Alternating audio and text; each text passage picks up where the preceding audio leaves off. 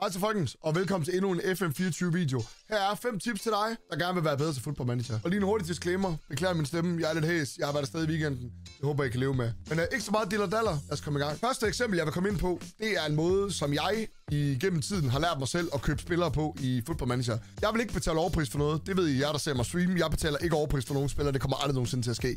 Så det jeg gør, jeg forsøger altid selvfølgelig at få den billigste mulige handel til Football Manager, som jeg kan komme i nærheden af. I det her tilfælde, der har jeg taget et eksempel, der hedder Alvaro Oni. Han er et boliviansk talent. Han er 18 år gammel. Han spiller i Santos i Brasilien. Ham vil jeg rigtig gerne til min klub. Han er 5 stjerner. Han kan blive rigtig god, tænker vi. Så går du ind og kigger på hans pris. Den her i det her tilfælde, der er den mellem 500.000 og 32 millioner kroner. Så tager du fra 500.000 op til 32 millioner. Det er 31,5 millioner. Det er 15,57 millioner eller sådan noget. Der tager du så altså de 31,5 millioner, deler i 2, som så bliver til 15,7 millioner cirka. Og så runder du op. Det vil sige, at du tager de der 15,7, runder op til 16 og ligger oveni. Så 16 millioner som udgangspunkt, det er det, de mener, han skal have for ham her. Og jeg har lige været inde på ham selvfølgelig, for lige at sikre mig, at de virkede og så videre, fordi det virker som oftest. Jeg har puttet 16 millioner kroner på Alvaro Oni her, og det har klubben accepteret, fordi du kan altid, ikke altid, det er måske også lidt voldsomt, du kan 8 ud af 10 gange regne med, at den pris, der står her, der tager de den, det er lige i midten, det accepterer de. Og så kan du købe spilleren bagefter. Så 16 millioner kroner for Alvaro Oni, så kan du altid sikre dig at få den bedste pris på de spillere, du køber, ved ligesom at gøre det her trick her. Jeg kan ikke garantere, at det virker hver gang, men de virker i hvert fald ofte for mig. Kæmpe anbefaling herfra til det trick der. Så er vi nået til tip nummer 2 på den her liste her. Der er altid rigtig mange, der kommer ind på mit stream og spørger, Hertz, hvordan sætter du din database op? Hertz, hvad for nogle lande spiller du med? Hvad gør du? Altså nogle ting. Så det vil jeg simpelthen break ned til jer nu. Et tip til, hvordan du kan få maksimalt talenter med i dit FM, og hvordan du kan få dit spil til at se mega lækkert ud. Du starter et nyt spil, naturligvis. Du vælger en karriere, naturligvis. Så siger du, jeg vil måske gerne spille, i det her tilfælde, FC Midtjylland. Aha. Vi kan også tage et andet eksempel i den her ombæring. Måske et lille hint til, hvem vi spiller med. FC Fredericia vælger vi. Bum. Så vælger du spiltypen her. Jeg vælger som udgangspunkt den, der hedder oprindelig. Men der er også den, der hedder rigtig verden. Det betyder, at fra den dato, savet starter, og så frem til nu, der er alle transfers lagt ind i spillet, men de sker først på den rigtige dato inde i spillet. Det vil sige, Harry Kane skifter først til Bayern München den 15. august in-game, selv når du så starter savet i juni. Din verden, det betyder, at alt er fra starten af sæsonen. Der er ikke noget, der er lavet om overhovedet, og du er herre over det hele. Det vil sige, der er ikke sket nogen transfers, ingenting. Alt er, som det var i starten af sæsonen. Men oprindeligt, det er den, jeg vælger at bruge i det her eksempel her, fordi der er alle transfers sket. Der er vi up to date med databasen, og alt det er lækkert. Så vælger du at trykke avancerede indstillinger her, så skal du lige indlæse din spildatabase. Det jeg gør, det er, når jeg spiller, for eksempel, nu tager jeg et save i første division med Fredericia, så vælger jeg at få ligaer. Jeg vælger lige nogle relevante ligaer for mig, som jeg gerne vil følge med i. Det er Tyskland, Holland, England, og selvfølgelig ned til 3. division i Danmark igen, fordi vi spiller selvfølgelig med Fredericia. Fredericia for eksempel, der skal vi satse på at hente talenter, så der skal vi have nogle lande med. Vi skal have nogle lande og få nogle spillere frem. Så kan man gå over her og tilføje, hvis man nu siger, jeg vil rigtig gerne have Afrika. Der er jeg for eksempel tilføjet regioner. Der er jeg tilføjet Vestafrika som region. Vi kan gøre det samme her. Vi kan tage en region, der hedder Syd. Det sydlige Afrika, den tager vi med her. Bare lige for eksempel skyld. Så trykker du spillere baseret i land og spiller nationalitet. Så får du alle spillere, som har sydafrikansk nationalitet, og spiller i Sydafrika, men i det sydlige Afrika. Jeg har for eksempel i Sydamerika, det vil sige, jeg har hele kontinentet Sydamerika med her. Det kan man også gøre, hvis man for eksempel synes, jamen jeg vil da gerne have hele Asien med her, for der er masser af spændende talenter. Super. Så trykker du på Asien. Så trykker du spiller nationalitet og spiller baseret land. Det skal lige siges, når du kommer op på spillerantallet, der hedder plus 200.000, så begynder det at blive hårdt for din computer. Så har du ikke den billigste computer, så tag kun det, der giver mening for dit save. I ånden af, at jeg vil lave Fredericia save, så tager jeg Vestafrika med. Jeg skrotter Asien, for der har jeg ikke fået ret mange talenter, så det dropper vi. Men vi tager Vestafrika, Nordeuropa, Østeuropa og Sydlig Afrika og hele Sydamerika skal vi have med. Det gør, at jeg får en kæmpe klynge af talenter, jeg kan hive fra. Specielt i vestafrikanske og sydlige afrikanske klubber og så videre, er der rigtig, rigtig mange gode talenter i. Det man så gør, så trykker du OK. Yes. Og igen, du kan også vælge andre spilbare ligaer. Hvis du for eksempel tænker, jamen jeg vil da gerne skifte til Norge på et tidspunkt, eller jeg vil gerne lege spillere ud til Norge og følge med i, hvordan det går, så tag ligaerne med. Bare prøv at se, hvor langt man kan holde det nede med ligaerne. Det er klart det bedste, fordi det mindre ligaer, din computer den skal load, og den hele tiden skal forsøge at holde up to date, det bedre er det for den. Så for eksempel sige, okay, vi tager Norge med her, fordi de producerer rigtig mange gode spillere. Det samme gør svensker, det er fint. Så tag dem med. Tag ned til den næstbedste række. Så har du med så kan du lege spillere ud dertil. Jeg har tilføjet ikke nøglepersonale sat til. Det vil sige, at de tilføjer ikke personale til klubber, hvor der ikke er personale.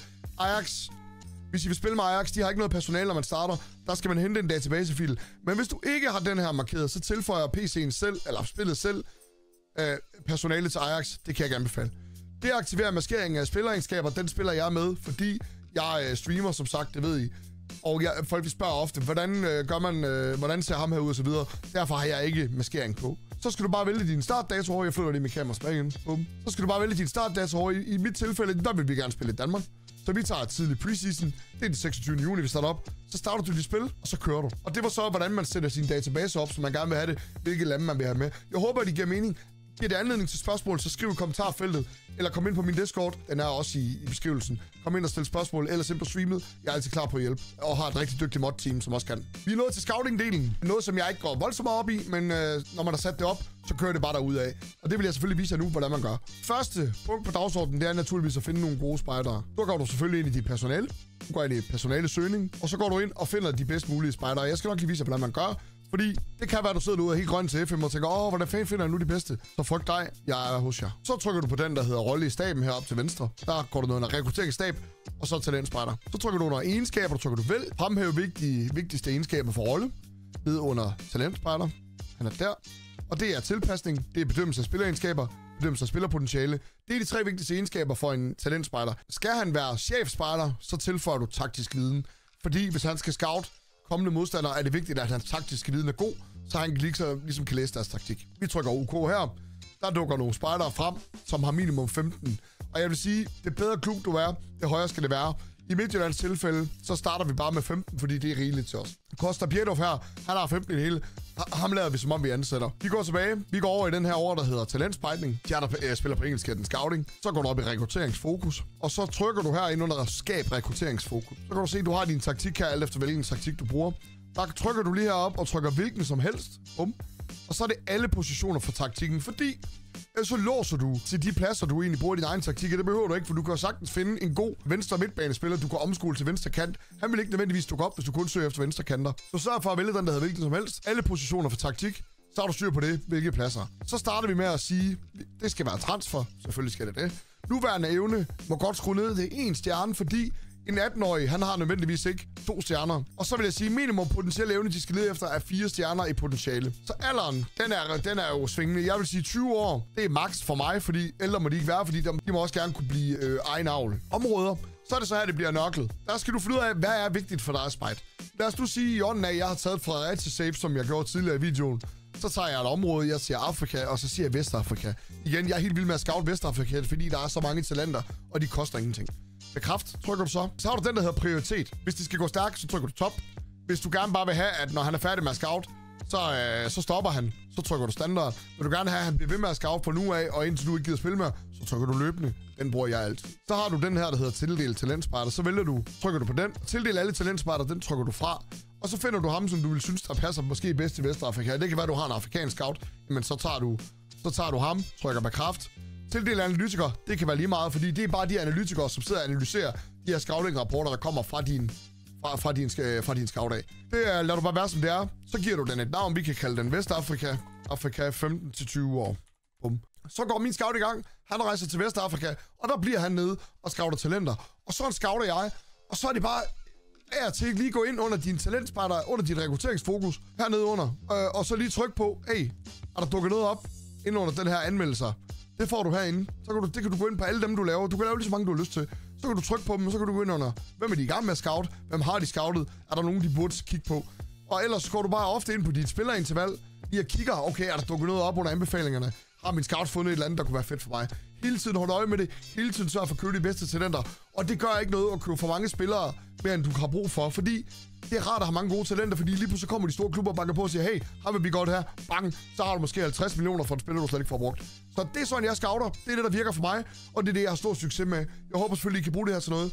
Så giv den gas. I gang med at scoute nogle talenter. Næste punkt, jeg vil komme ind på, det er priser på spillerne, når de skal afsted igen. Det er simpelthen jer, der har set mit stream, og jer, der kender mig, I ved, jeg er hård og kontant når der skal afregnes i hård kontant, når der skal sælge spillere. Jeg sælger aldrig mine spillere for underpris. Det kommer aldrig til at ske, medmindre de virkelig er en dårlig spiller, man ikke kan komme af med, så skal de bare væk. Nu har vi lige et rigtig godt eksempel her, for jeg sidder lige og går lidt frem med min Midtjylland save her, for ligesom at have noget at give jer. Og så kommer der et bud for Leeds på en kæmpe profil. Anders Chedaglia, en svensk midtstopper, vi har købt og haft i 2 sæsoner nu. Leeds, de byder 77,5 millioner på ham. Ham her, han er så god og har så stort potentiale, så jeg vil minimum have 150 millioner for ham. Og I skal ikke være rej for, at spilleren bliver sur, fordi det er bare sådan, det er. Det gør de.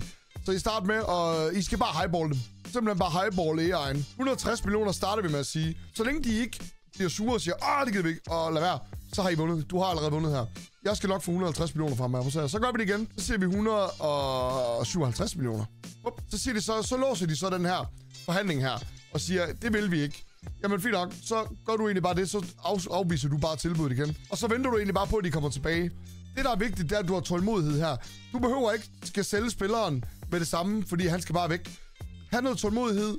Kommer de med et dårligt bud, afvis det. Kommer de med et bud, der kan forhandles om, så highballer du, hvis de lowballer. Og så finder du en pris, som du gerne vil have, og den sætter du dig bare fast på. I det her tilfælde, en spiller som ham her, ham vil jeg have 100-150 millioner for. Jamen, det skal jeg nok få. Og så er det simpelthen bare at have is i maven og vente på, at det sker. Så det er så mit bedste råd, når du skal sælge spillere. Is i maven, når det er en spiller, du rigtig gerne vil af med. Omvendt, så er du så i den anden grøft, der har en spiller, du ikke kan komme af med, som du faktisk rigtig gerne vil af med, men som ikke fatter noget. Der er ikke nogen, der gider have ham. Han er pisse dårlig. Der er ikke nogen, der køber ham. Lad os så ham med som eksempel. Du kan ikke sælge ham. Du har forsøgt i lang tid at sælge ham. Der er ingen interesse. Så kan du trykke herop. Der er kommet en ny funktion i Football Manager under transfer, der hedder ansætte en konsulent til at sælge spilleren. Der ansætter du en ekstern konsulent til at sælge spilleren for dig. Det vil sige, at han får en procentdel af det bud, der kommer. Og ofte så kommer der selvfølgelig noget, der er interesse her. Det gjorde der så ikke i det her tilfælde. Men ofte så kan du vælge, hvilken konsulent du vil have til det. Det kan være en konsulent, der kan sælge ham for 2 millioner, der vil have 2%. Det er op til dig, men det er en måde at gøre det på, hvis ikke du kan sælge de her spillere her. Så det bedste råd, jeg kan give jer, når I sælger spillere sådan nogle ting, is i maven, sæt jer en pris, lad være med at lade lowballer AI, for det gør de. De lowballer 100%, fordi at de vil have dine spillere så billigt som muligt. Præcis som du vil have spilleren så billigt som muligt.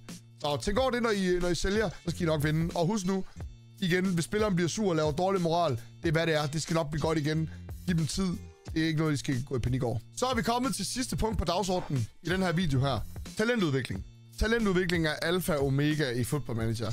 Hvis du vil have succes, så er du bare nødt til at have en fornuftig talentudvikling. I det her eksempel, hvor vi har brugt Fredericia, der har man som udgangspunkt rigtig dårlige faciliteter. Og der er det bare vigtigt, når du har nogle penge i overskud, få dem investeret i faciliteter, træningsudstyr, få dem investeret i forskellige ting i klubben, altså ungdomstræning, ungdomsrekruttering, bedre ungdomstrænere, videre ungdomsudvikling, alle de her ting. Så er du ude og tænker, hvordan gør du egentlig det? Jamen, så går du ind i din bestyrelsestab herovre, så går du op under og laver et forespørgsel til bestyrelsen, så kan du for eksempel være, der kan være nogle flere hernede af, som jeg ikke har lige nu, fordi at, vi har alle ting her i Midtjylland. Det kan for eksempel være økonomi. Jamen, så kan de forøge budgettet til ungdomstræning og sådan nogle ting. Det kan de gøre herinde. Under faciliteter, som der kan stå her, der kan de lave faciliteterne bedre, både ungdoms- og træning. Under den, der hedder netværk, der kan du forbedre ungdomsrekruttering og sådan nogle ting. Det kan du hele tiden bede om at få lov til.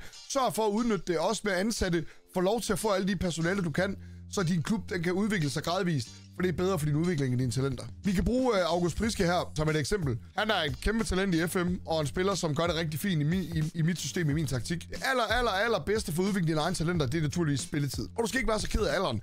Er de gode nok, så er de gamle nok. Det, der er vigtigt, det er, hvis du ikke har brug for dem, og lege dem ud, det kan være godt, men det kan altså også være skidt, fordi, lad os tage et eksempel, vi går ned på 19-holdet her, vi har nogle store talenter. Vi har for eksempel Georgi Benko. Han er en rigtig god keeper, han er bare ikke god nok til at spille på førsteholdet nu. Så der kan du gøre det, at du tager og tilføjer ham til førsteholdets træning. Så går du så over på der træningstabben heroppe. Der er en, der hedder enheder, så kan du se målmandsenhed her. Det er så træningsenheden på førsteholdet. Der kan du gå op herop, tilføje Football Club Midtjylland U19 målmandsenhed. Så vælger du ham.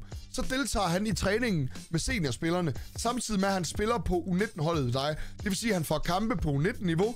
Han har nogle af de bedste faciliteter overhovedet i Danmark at arbejde under, og han træner med nogle af de bedste spillere i Danmark på mit Midtjylland-hold. Ergo så eksploderer hans udvikling. Så det er bare mega vigtigt, når du lejer en spiller ud, sørg for, at de som minimum har 3 stjerner minimum i faciliteter, og sørg for, at de får noget spilletid. Fordi han har ikke noget ud af at sidde på bænken i en klub, som er dårligere end din. Så kan han lige så godt spille ungdomsfodbold i din klub, hvor han har de bedste faciliteter og de bedste rammer til at udvikle sig.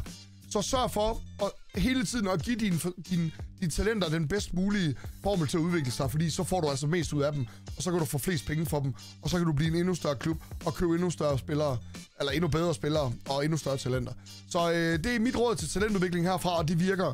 Jeg gør det selv på den her måde her, og det virker rigtig, rigtig godt. Jeg udvikler sindssygt mange talenter, som jeg sælger for rigtig mange penge. Som I kan se under min transferhistorik, har vi i sidste sæson i Midtjylland solgt for 770 millioner af spillere, som vi har udviklet og så videre. Så der er rigtig mange penge at hente, hvis du gør det her rigtigt. Og hvis du kan finde ud af det. Jeg vil bare sige tusind tak, fordi du har givet at se den her video her. Det er en kæmpe fornøjelse at lave de her videoer, for jeg nyder det rigtig meget.